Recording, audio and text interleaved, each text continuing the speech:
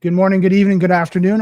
Welcome back to Daily Cyber. It's been quite some time since I've done a Daily Cyber episode. So, getting back into doing the live stream and podcasting. So, I'm really excited to be back in the swing of things.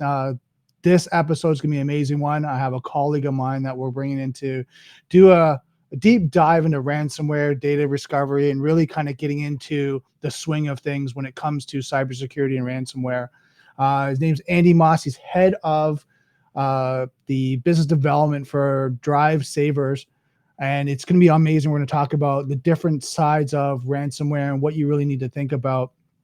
And I think it's been quite some time. And if you know me, if you've been here with Daily Cyber since I've been here for a couple of years, or if you're just meeting me, you'll know that I've had a journey when it comes to cybersecurity. I've had a journey when it comes to cybersecurity sales, to incident response, to advisory, to being a director of advisory team, and now running my own business as a fractional VC. So working with various companies across the world. So I'm really excited to get back in Daily Cyber and give you guys really kind of the truth about cybersecurity and what you're going to see day in and day out. We have a great community. You ask lots of questions, be able to ask questions of the guest, really dive deep into what's your deepest thoughts and opinions when it comes to cybersecurity solutions. So let's jump into it.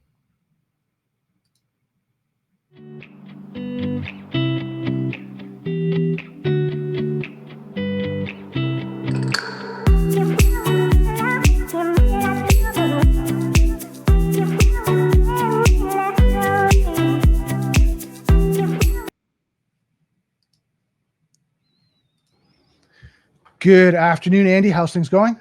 Hey, Brandon. Good seeing you. Be on today. Oh, thank you. It's been I guess it's been a minute since you and I have been on any type of client call, or working together. It has. Yeah, we had a brief pause, but it's great to reconnect and revisit some of our experiences together and talk shop. And that's why I really appreciate it, because I know we've gone through the war when you call like incident response, working with area to incident response and going from client engagements and seeing what companies go through.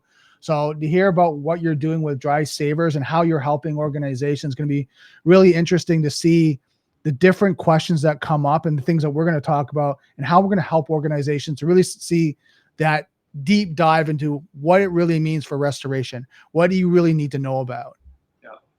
Yep, sounds good. I'm excited. Let's dig into it. Awesome. Now, kind of thinking about incident response and going through that, like, what's the difference between data restoration, disaster recovery, and data recovery? I know that was one question I got that was really important when clients are asking on calls. Like, why do I need to know this? Like, why is that important?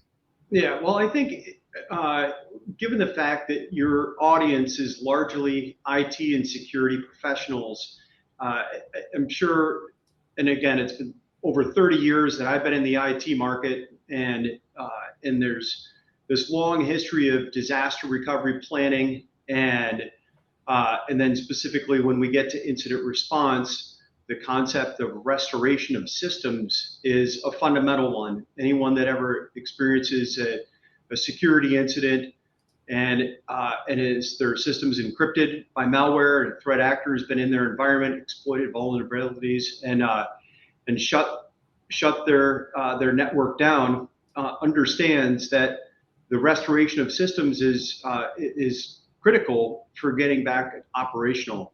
And so starting with a brief definition, I think, might be useful, because the term recovery is used very widely. And in our case, we think, and I think specific, again, we want to make sure this is educational and it's not a commercial.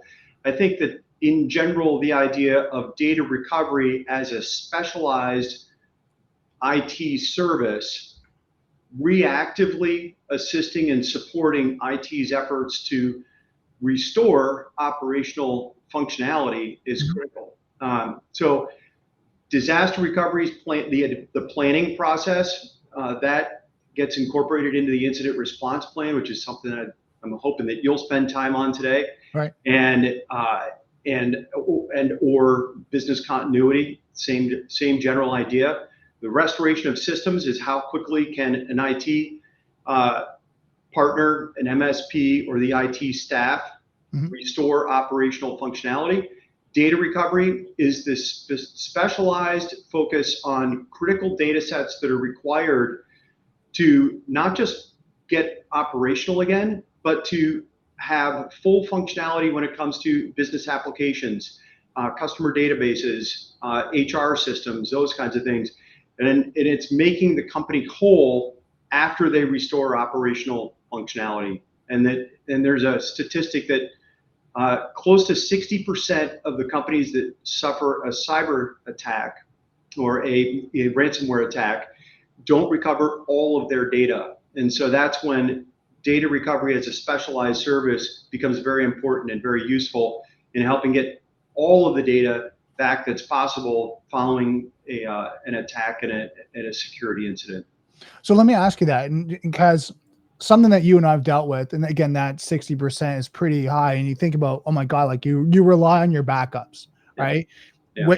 We're all sold and understand that if you have your backups in the case of an incident, you should be good. You should be fine. Yeah. What should we do? Like in that process, you're looking at data recovery, you're looking at a solution. Like what's the due diligence at that point? Yeah, right? Great question. I think, and you're absolutely right that especially from the backup vendors, the data protection vendors, the concept of immutable backups has been out in the marketplace for quite a while.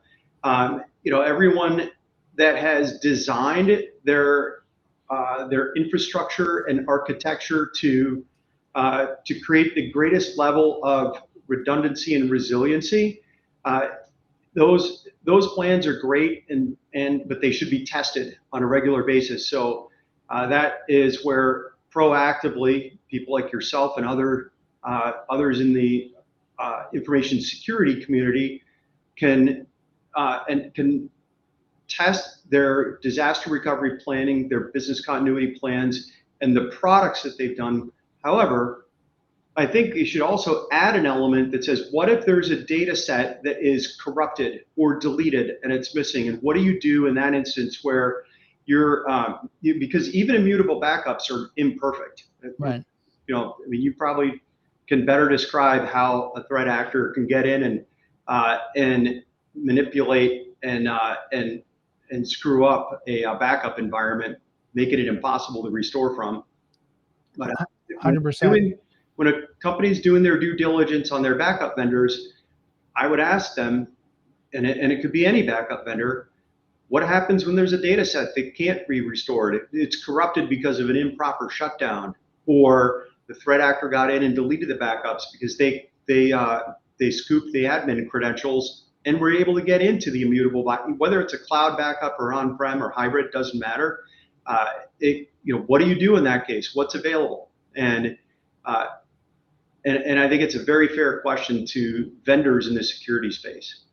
And I think, like you said, I think there's their due diligence of one, classifying data. I think that's one thing, you and I understand is they need to classify data when they're doing the backups, because there's crucial, when you're looking through your business continuity plan, right? You look at crucial data that you need to restore your business, right? And you need to be functional, right? Your recovery time objective, recovery point objective. And if you don't have that identified and you're running around in the middle of an incident, and you and I have seen this, and they don't know what they don't know, and they're like, what are we restoring? Well, we need the email, we need the servers, we need the database, we need the CRM, the ERP, we need all that. Okay, but where's the data and how's that? Well, we're starting to try to figure it out versus having that actionable plan, which is literally should be a checklist. Yeah. And I think the due diligence is, like you said, is testing the crucial data on a regular basis that you can restore. It's viable. You've gone through your testing process, because the worst case to test it is in the middle of an incident. Yeah, right. Exactly. Yeah, and like I said, we are and others in the data recovery space are incident based and reactive, and and what we end up seeing is the damage that's been done, and it's after all attempts at restoration have failed already. So and it might be a part of a critical data set, it might be an entire backup, but incorporating that element into your incident response plan and your business continuity plan is critical. And I can't underscore how important that can be in preventing a phone call to us down Right. the road. Well, I think one of the important things you bring up here is, and I asked this for the community and all that, and I've seen this myself, is I feel more companies now are being proactive, but to what extent? Like you going through that and doing your due diligence of looking at, I had a client that I was talking to, and we were going through the recovery time objectives, right? And they were saying, "Oh, I'm going to get the backup within 12 hours." Yeah. But it was an offsite backup that they didn't realize the company had to extract the hard drive and then ship it, which then they weren't going to get it for anywhere from 3 to 4 business days. Yeah. Yeah. It's like, well, then you and I know it's, then you get it, then you have to scan it, make sure there's no malware or anything on it. Mhm. Then you have to test it. So as you're going, so now you look at 72 hours of restoring that data, and they have in their instant response plan, it's 12 hours. Well, doesn't align to the recovery. So making sure, like you said, going through that due diligence and like having restoration service, because I know you guys do more, and we'll talk about that, the restoration, especially when we talk about encrypted files, right, and the things how you help there. I think it's important to have that as a line item through your instant response of, okay, we did the recovery, the data worked, great. Oh, we did the recovery, the data was corrupted. What's step 3? Right? Not a lot of companies don't have that step 3. Right? Because now it's running around. You're calling the insurance company. You're asking, do you guys have a vendor that you recommend? And they're jumping around versus it's in your plan. It's ready to go. Yeah, exactly. And to touch on that for just one additional moment, we get calls from the cyber insurance companies with the claims team say, hey, this we've been helping this customer recover. They've run into a problem and they know about us because we've worked with them before. So we'll get a call from the claims team. We also might get calls from, there are incident response companies and restoration only companies that have served the incident response market that are aware of data recovery services. Some even have some of those basic capabilities on their own teams. Some of the IR firms have that on their own team, but this is the whole intent is to educate the market to be aware of what possibilities exist when data is deleted or corrupted. And I think that the analogy is everybody knows 911. They know how to call the fire department, the police department when there's an emergency, and in this case, not everyone in their incident response plan knows exactly who they should call for which services. And I think that's where the planning and the practice, the tabletop exercises can significantly help a company reduce its operational downtime, is when they have a clear checklist, like you said, of who to call in which situation. And my goal is that data recovery services are, as you said, another item on the checklist. If there is a point at which in the restoration process somebody identifies deleted or corrupted data that can't be restored and it's inaccessible, that they have a place to call. Yeah, I think that's important, right? Like you said, it's the proactive planning, right? You're doing that, so the sense of, and again, you talked about tabletop exercise, going through that exercise to make sure. And here's kind of the funny thing, like I've seen too, you go and say, okay, well, we're going to call that vendor, and you're like, well, when's the last time you spoke to them? And they're like, oh, it's been a while. And then it's like, okay, they go through that call list, and that person's no longer there. It's someone else, right? And they don't really know your company and what you do. And now it's like, you don't want to go through that exercise in the middle of an event, right? You don't want to go through, well, hi, my name's Brandon from KNS Consulting. We have our solution with you. And, we need this. And they're like, well, hold on, let me call you back. I have to look at your file or look at what account you have. You don't need that in the middle of an incident. You need to have those relationships. So when you're in an incident, it's quick and fast, right? So I think it's so important to, like you said, have that proactive list, go through the tabletop exercise, depending on the size of your organization, at least annually, to go through and check that box to say, okay, everything's up to date, everything's valid, and it's current with our new environment. Because as you know, some clients have on-prem, some clients have cloud, some have a hybrid of both, right? So how are you backing up that data, and is the data viable, right? Like you said, right? If it's corrupted, also you start to do a backup. Now what?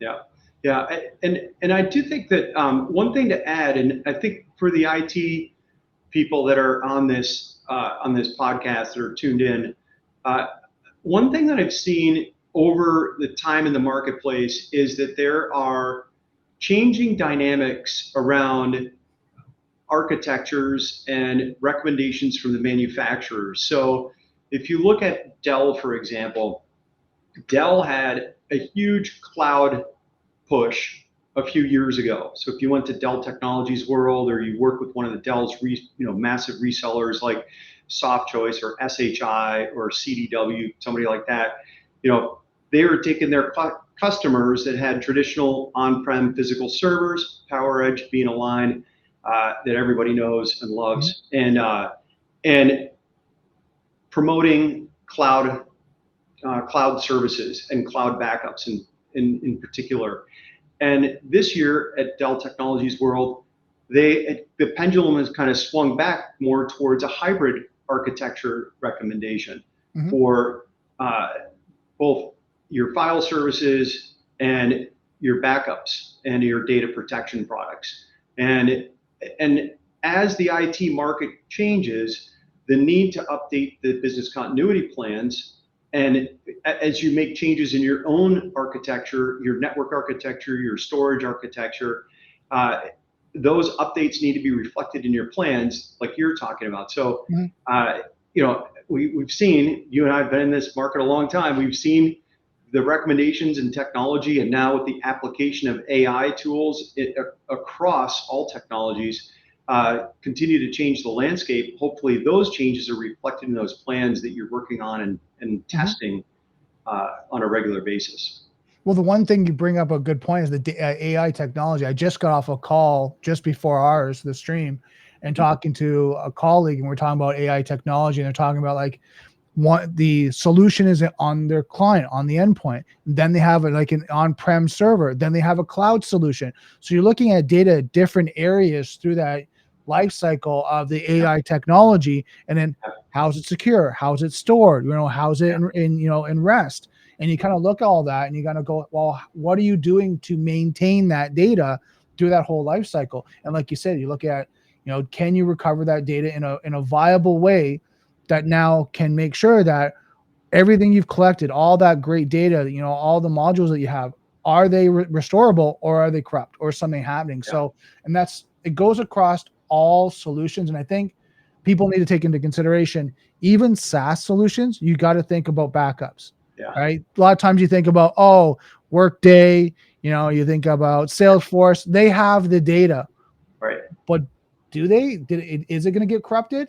Do you have a backup copy for yourself? Like, what if you have to migrate or transition to over another solution, right? Now, what do you do? What happens if that backup or the data is corrupted? Now, what do you do, right? So things that, organizations, I think, need to take more due diligence on and thinking about. Now, one thing I want to talk about, and I know you kind of passed over, was immutable backups. We kind of hear about it. You hear about insurance, you hear about security frameworks talking about, you got to have air gap, immutable backups. So let's talk a little bit about immutable backups. Yeah. Well, okay.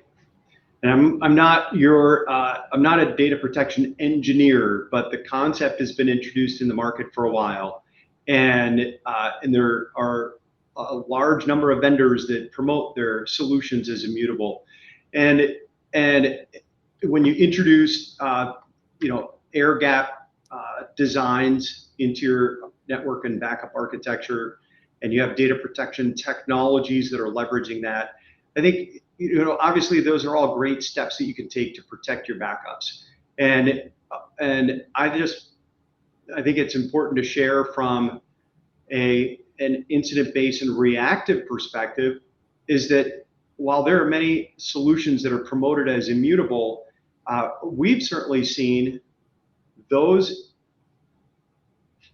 supposedly immune to ransomware attack solutions compromised. Right. And they're vulnerable. Let's say, like I said, a threat actor gets into an environment and has the time to poke around, identify the entire network architecture, and scoop the admin credentials. There are ways that they can compromise an immutable backup solution and still delete those backups. So again, it goes down to access control, using the right access control and having those types of precautions in place. And again, reviewing your plans, because as we also know, the IT marketplace is dynamic and people change jobs. So your backup administrator that designed and implemented the immutable backup solution may move to another company, and you've hired someone in their place, and they may not have followed all the same protocols and implemented all the same policies as the original administrator. So those are other things that CIOs and CISOs can test as their teams change over time. Right.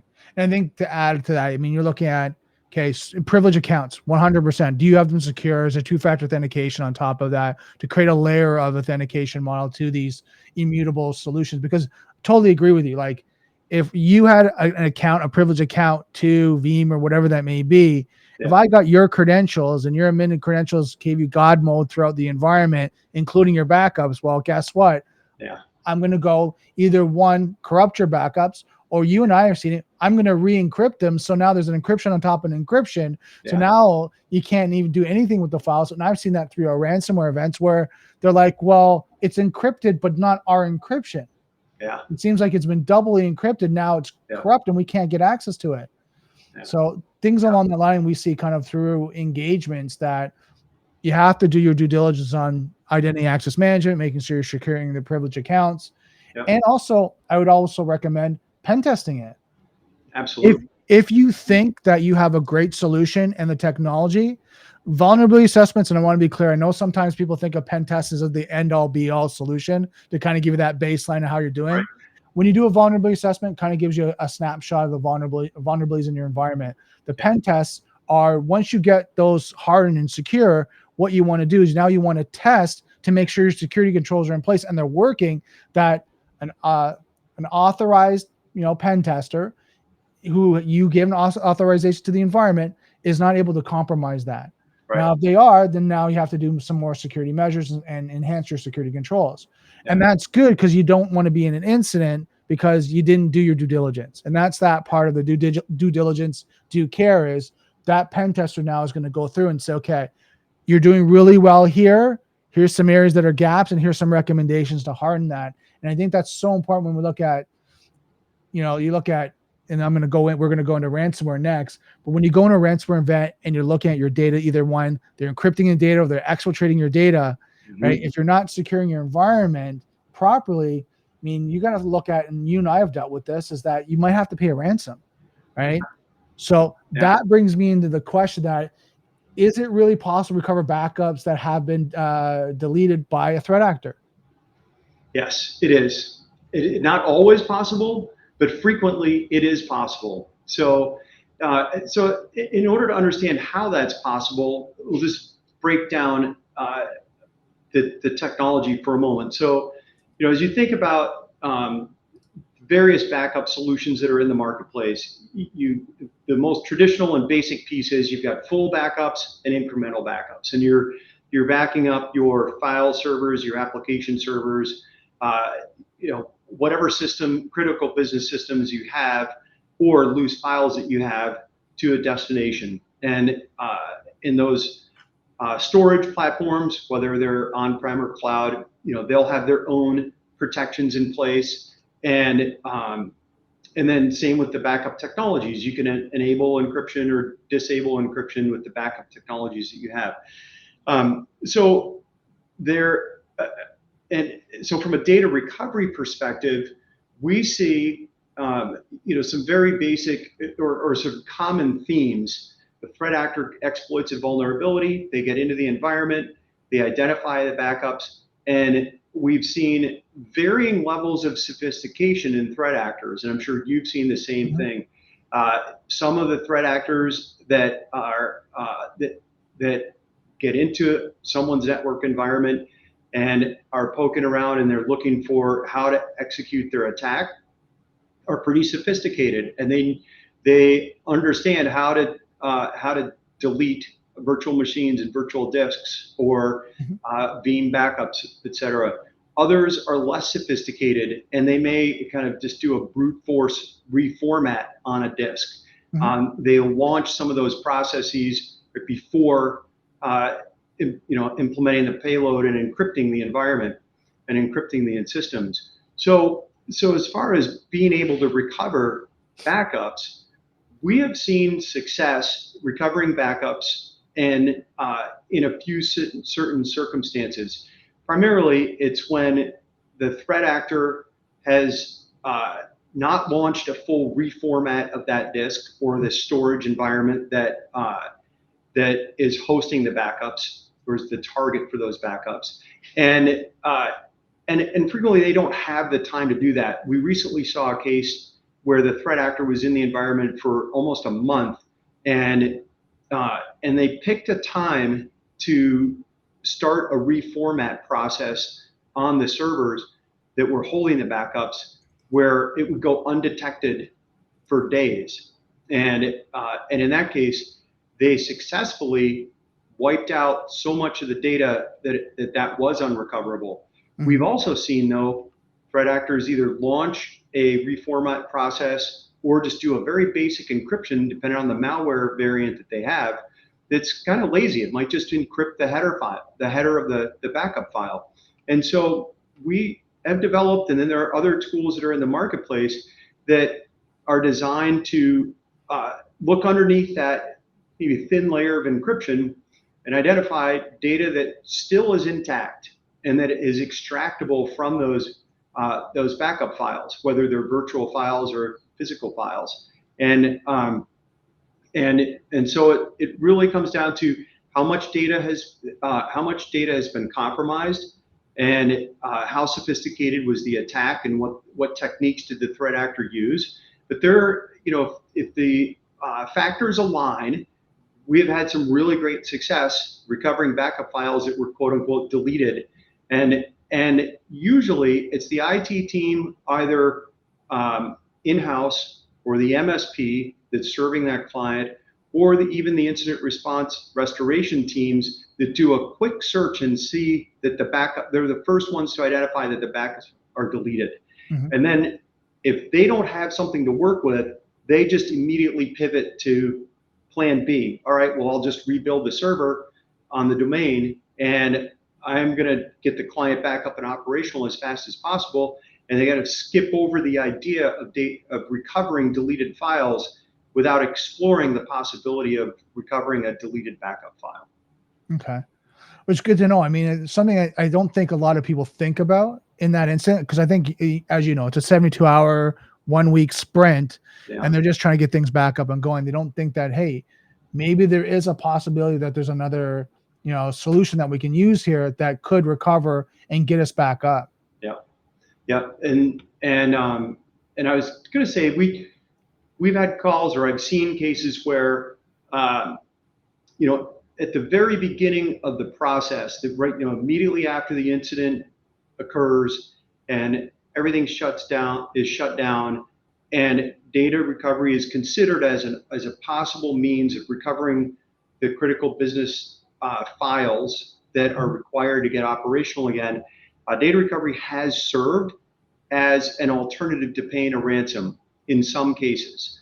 I don't like to promote that as the primary value proposition for considering data recovery services, but there have been cases where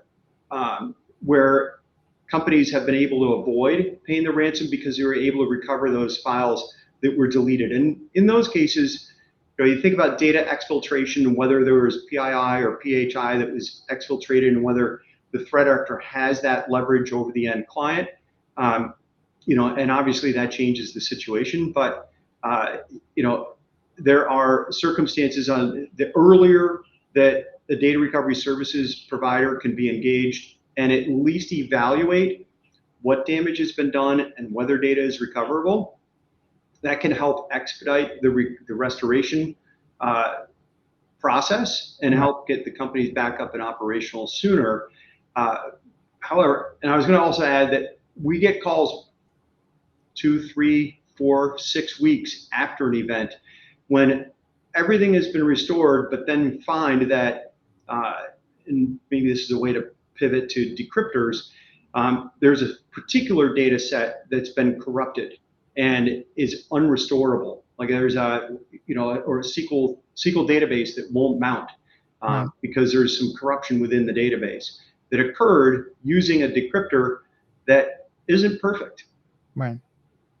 So, and again, I think you brought a good point out that you started to bring up this like encryption, right? Like I know one of the questions I have is, does paying the ransomware demand and acquiring a decryptor guarantee you, right, that you won't have to pay a ransomware? No, it doesn't. As you and I have both talked about before, threat actors are in the business of encryption and extortion. They're not in the business of supplying a perfect decryptor. The tools, depending on the threat actor group, can vary in their effectiveness, but a common theme that we've seen and that I've seen in the market for years now is that decryptors provided by threat actors choke on large files. Whether it's a backup file or I helped a firm last summer that was a property management firm on the East Coast, and they had some very large files that were, architecture design files, CAD drawings and visual graphic intensive files, and the decryptor just continued to fail. And in those cases, the threat actor group continued to say, well, we'll improve the decryptor, we'll update it, we'll fix it for you, like they're providing support because they paid the ransom. Well, I think 6 weeks after they kind of got that and found out the initial problem, finally reached out to us, and we were able to recover those files that the decryptor had failed on. So no, it doesn't guarantee that you're going to get all of your data back. And I think I saw a statistic recently that upwards of 70% of, this is a small business specific stat in research that was done globally, but almost 70% of small businesses that had a ransomware event, paid the threat actor for the decryptor, did not get all of their data back upon using the decryptor that was provided by the threat actor. So it's definitely not a guarantee. And I think the scary thing about it is, and I know, when we've gone through incident response, the one thing we have to educate clients is we're dealing with cyber criminals. It's not like a business relationship. You can't go after them legally. You're not going to get lawyers and sue them if they don't deliver on the product and service. I'm putting that in quotations, right? Yeah. Like, you are dealing with that. So it's kind of buyers beware. We're doing it when some of the threat actor groups, have, what you consider like honor among thieves. Right. So they have a brand reputation. They're going to follow through and do that. But some are up and coming and new. Right. And you never know what you're going to get. So I think having solutions that you have better control over, that you can work with organizations that you trust to be able to look at restoration, I think is key to preventing and being more proactive when it comes to an incident. So you don't have to pay a ransomware. You don't have to see if an encryptor. You don't have to go down that road if you don't need to, right? These are all the due diligence that you can do ahead of time to prevent that situation. Now, don't get me wrong. On my side is, can you detect and respond as quickly as possible so it's a minimal impact? But you and I know sometimes things get through, things happen. And, you made a comment that one of the engagement the threat actor was in for a month. I mean, you and I have seen where threat actors been in for 6 months, sometimes up to a year of doing reconnaissance back in and out, and they've been active in the environment. It's only on their way out there's an encryption event, right? But as you go through the forensics log, they're like, well, they logged in like 6 to 9, maybe even a year ago, and here's where we saw where they got in. Here's where we saw they were doing the reconnaissance. Here's where we see data exfiltration slowly dripping through. Well, and then here's where we see where they're clearing logs. We see all that, right? So it's so important, like you're saying, to have the plan, do the business continuity plan, right? Evaluate your systems, right? And your environment, do the disaster recovery, have the right partners in place and who you're going to work with and what do you need to recover, have the incident responses, your layout, your plan of, in case of an incident, break glass. And here's what you do. Like I remember dealing with an organization just before leaving Arete, and they called me saying, hey, we had an incident and we're so proud. It was minimal, right? Because we followed our incident response plan. We did our due diligence. We shut down the environment. We disabled their access, and it was minimal incident. And you want to see, security teams be able to say that they've done that great work, right? So Yeah. I think this is part of that pie. I would say that piece of pie is having a restoration team that can help you at least evaluate your data and say, okay, how's our data? Can we recover? What does it look like? What's the percentage of restoration? Like, could you recover 100%, or at least could you recover our critical data, right? That we need to restore, and what does that look like? And I think those are the great questions to ask, restoration companies and organizations like yourself to have that conversation. Yeah, I agree. And I think there's one other thing that I think is, because you just touched on it, an interesting subject to consider if you are a CIO or a CISO, or in your organization big enough to have both titles. From a data management perspective, I think should be an interesting question annually on, because data, as we know, the data continually just expands, right? So organizations, small and large, need to consider their data management practices, and not just their data protection practices, but their data management. And I think that can be an interesting element to the annual conversation is, okay, I've had 5 requests this year to continue to expand our storage environment because, we keep adding more data to our customer database, and we keep having to upgrade servers. I think that the idea around data hygiene and data management is an important one for CIOs and CISOs to address. Okay, do we know which are our most critical data sets that need to be recovered or restored in the event of an incident? And do we know where all of our data lives? I've seen in the data recovery space for over 10 years, people that lose data and then they don't know where, what all the data is that exists and where it lives. And, we've actually had success helping companies recover, or I've seen companies recover from backups that they had forgotten about because their backup administrators had changed. So it's just kind of a friendly reminder that your data management practices are as important as your disaster recovery planning. Well, I mean, you bring up a good point. I interviewed several years ago Mike Milo from the CISO from Life Labs. And one of the points he brought up was one of the things that he looks for in his security professionals is CNA and CNP, right? The Cisco certifications. And I asked him why. And he goes, you need to know how data flows throughout your environment. Yeah. You need to know how it's coming in, where it's going, where it's at rest, and how it works through the environment. If you don't know that, and you don't know where the data is going and how it's moving out through the environment, how can you secure it? So like even to your point, to add that layer of complexity of data flow, but also data classification. Like I've worked in instance and all that where you're going through it and you're asking, okay, so where's your data stored? And they see them on, like I saw one client where there was personal data on virtual machines that the employee should never have had access to, right? And now they're like, okay, well, we never knew how they got it. How'd they get data here when there's terabytes of data? Yeah. Right? And they're like, okay, we didn't back it up. It wasn't secure. Like now we know it's been exfiltrated. It's like, that is so key for us as security professionals is understand and keep evaluating the data flow and where data is being stored. And it could be as simple as you and I know, is data being stored on the employee's laptop or desktop, right? On their devices, in their email. Like, what's your hygiene on that? Yeah. OneDrive is not the answer to an immutable backup for a client system. So, hey, Brandon, that reminds me to ask though. So given your experiences like that, how did you encourage or bring up that topic when you're advising clients and reviewing incident response plans or business continuity plans to add that step in their process? And what have you seen companies do how many times have you seen that that's like a missing element of their planning process.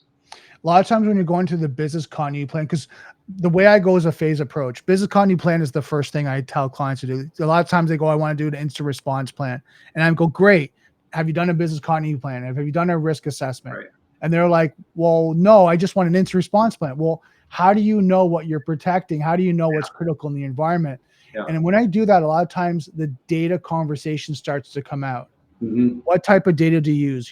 Tell me a little bit about your organization and what's your processes and how do you have your accounts payable, accounts receivable, your production? You start to go through that and you start to realize, do they have a control of their data? Mm-hmm. Or is it like, it's just over here? Well, what does that mean? Like, do you have, least privilege access? Have you secured it? Is it encrypted? All that. And then when you start going through those conversations, you start to realize in their roadmap, data classification, data hygiene is something that always comes up in my roadmaps when I hear things out of a client, to work on that, because you and I know as well, when they get into an incident, that's going to be the hardest thing for them to figure. And, we had a great team, at Irritate that would go through and look through data sets, right? The DBAS team, and they'd go through mass amounts of data to find out what was actual traded, was there any PHI and kind of the, the data classification. But that, and I'm talking about their team, but I know when we looked outside and started to get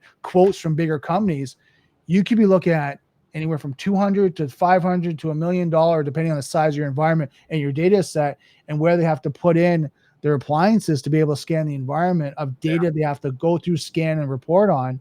It can be extremely expensive. So if you can have that managed internally, you're way further ahead. And that's one of the things that, like, through that conversation, when it comes up for me, is making sure people understand, because I find this with smaller companies, they think about controls, firewalls and endpoint protection and DLP and, email filtering and know before and cybersecurity. They got all those down. But when you talk about the data security and DLP, it's kind of like, it's that second conversation. It's phase 2 or phase 3. It's out there, but we have two-factor authentication. We have endpoint, but how are you securing your data?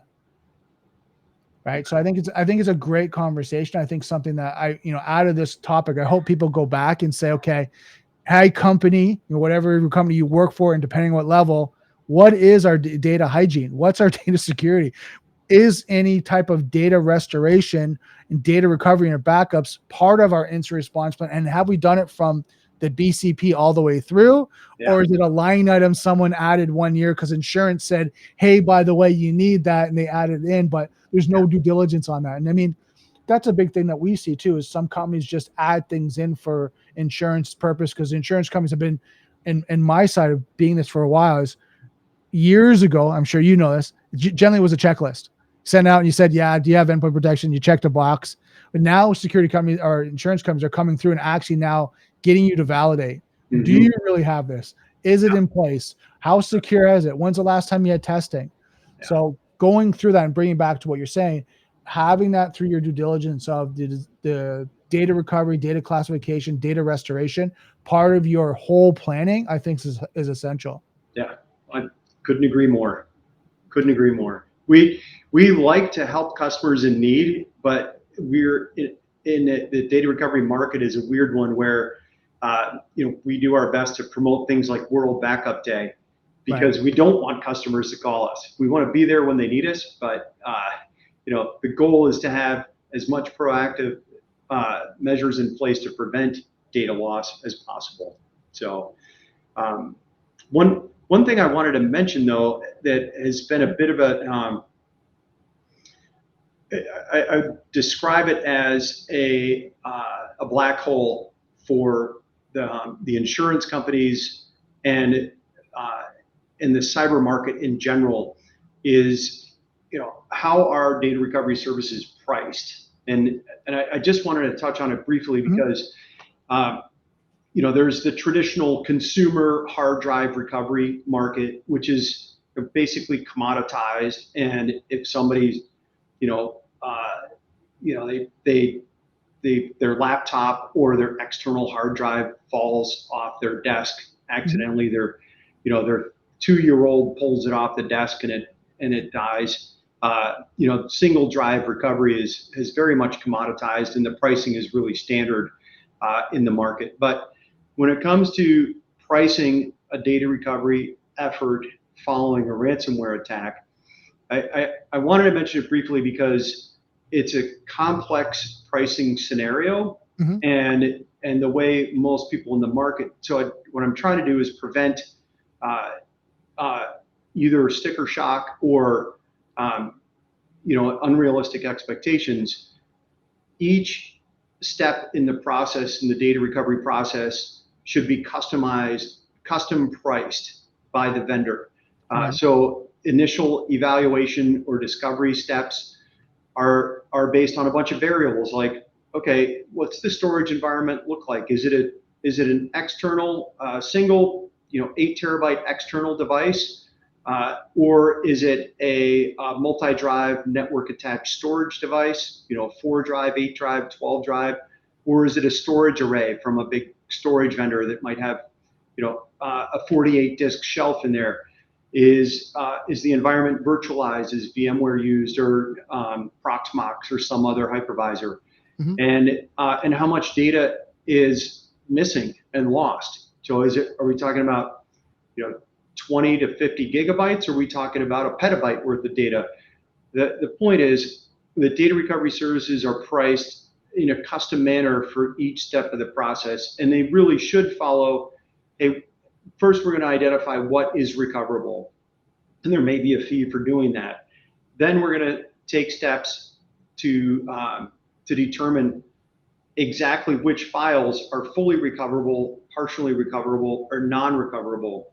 And then we'll try to do our best to present, here is a complete picture of what we believe the recovery looks like, and that pricing should be separate from the previous steps.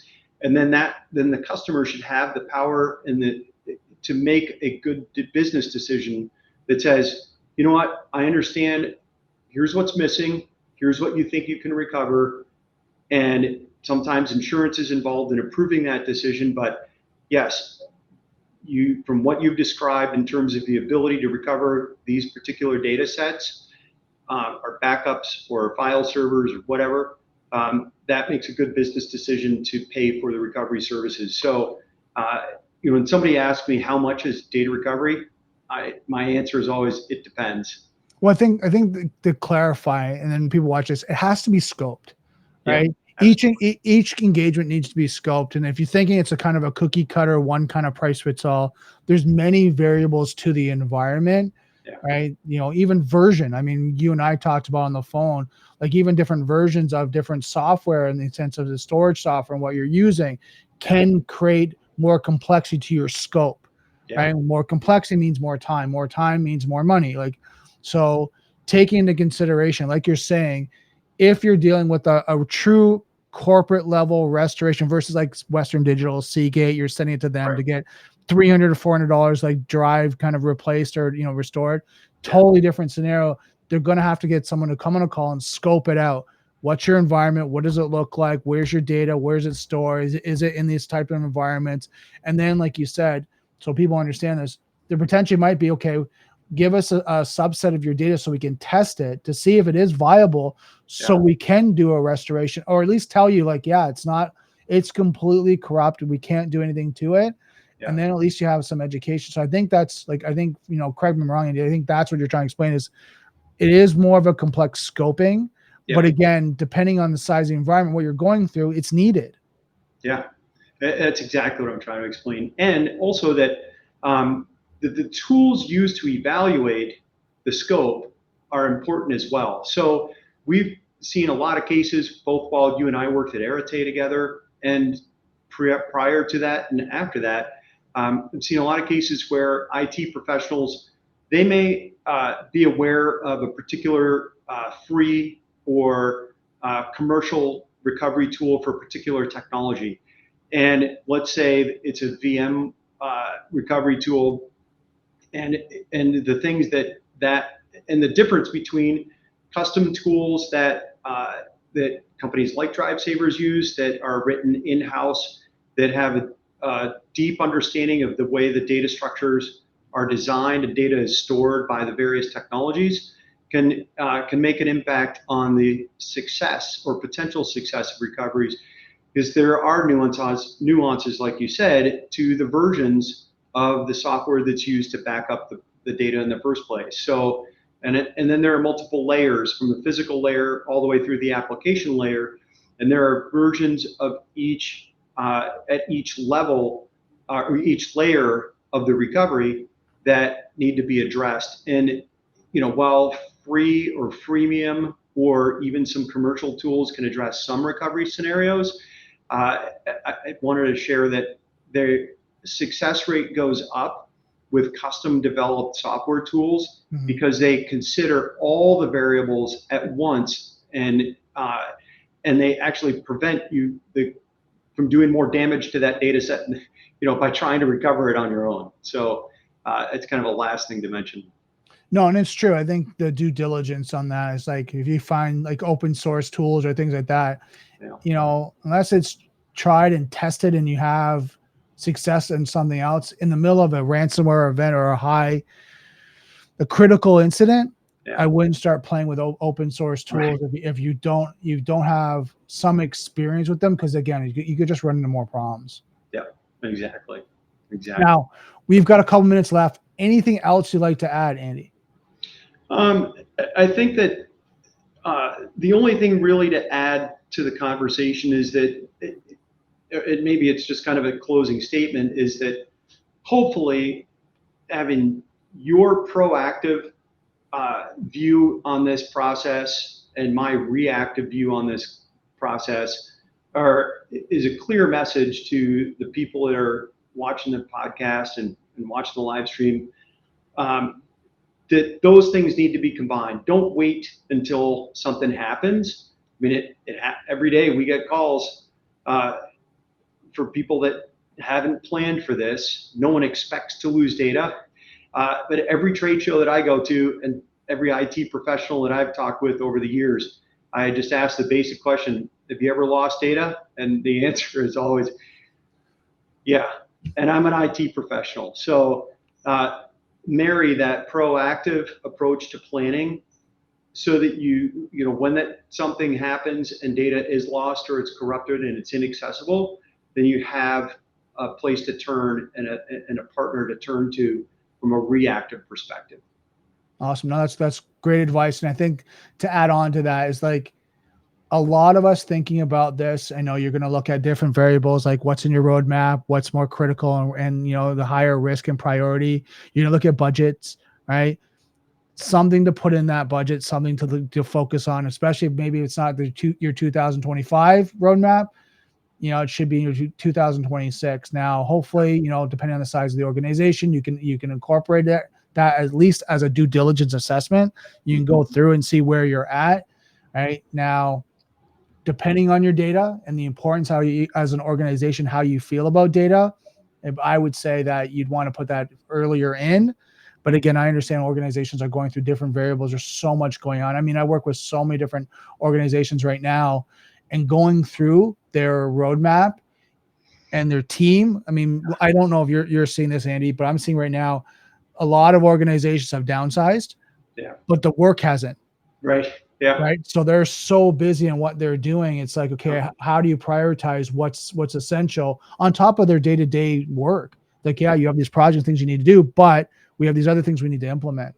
Yeah. Yeah. I've seen the same thing, and I've heard it from so many clients that they're talking with us because it's post-incident, some data loss situation.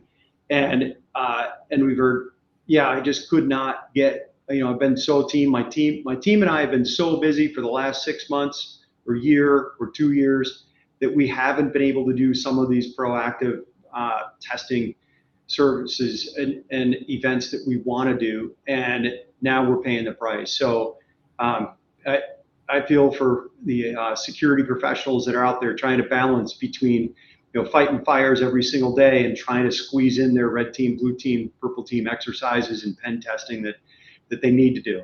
So yeah, true. So anyway, thank you for having me so much. I really am grateful, and it's great to reconnect too. Oh, for sure. Now, if anyone's watching this or listening, you can connect with Andy Moss on LinkedIn. I have the link here. It's linkedin.com/IN, then Andy Moss. You guys can connect with him there. And then Andy works for DriveSavers data recovery. It's DriveSaversDataRecovery.com. So if you guys have any questions about restoration, what do you want to do, or you want to have a data set check, give them a call, reach out to them. And Andy's been great. Like, I've worked with Andy for several years, and I know Andy's always open to have conversations and educate his clients and who he works with. So again, Andy, I want to thank you so much for coming out. I mean, I think through this conversation, there's a lot I've learned about it, but also I think just speaking about this and keeping it front of mind. And this is why I do this podcast is in the stream is the truth about cybersecurity. What happens? What's the real situations? Because a lot of times when you're talking to people, it's next generation AI, and you can do this and it does that. But when you actually see it in, actually in the environment, what's working, what doesn't, it's a totally different scenario, totally different situation. Yeah, I couldn't agree more. And so thank you, Brandon, for inviting me on and for advocating for better planning and for helping build awareness around data recovery services and how we might be able to help people following a security incident. Oh, you're welcome, Andy. Great work. Thanks so much. Now we're just thank you. End off there. Now, thanks to everyone for coming out to Daily Cyber. What we're going to do now is just remind you that software's hackable, being connected is vulnerable. And if you have any questions, please reach out to any of us. We're here to help, and I just want to make sure that you guys stay protected.